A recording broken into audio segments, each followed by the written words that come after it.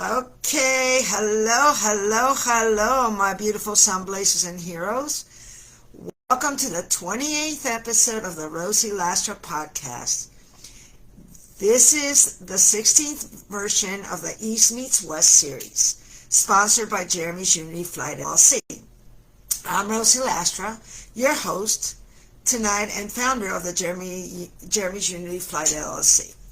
I guide high-capacity adults navigating grief, trauma, illness, or major life disruption through structured identity reconstruction. Because healing is not science or faith. It is the integration of both. And tonight, we are decoding the integration code.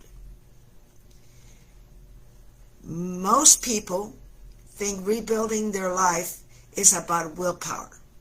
Pray harder, push harder, stay positive, be strong.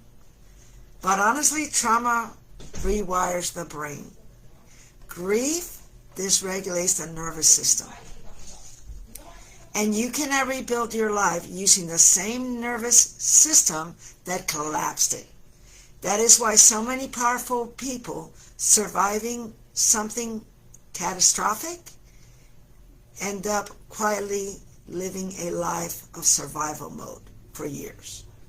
You are not weak. You are dysregulated. And there's a difference, guys.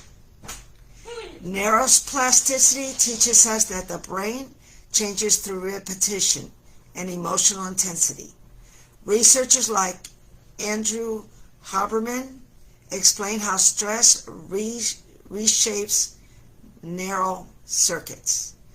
Teachers like Joe Dispenza talk about rewiring identity through elevated emotion. But here's what they don't always say clearly. If your nervous system does not feel safe, you cannot install a new identity. You'll stay in fight, flight, or freeze. And these states become your personality. And then we call it who I am.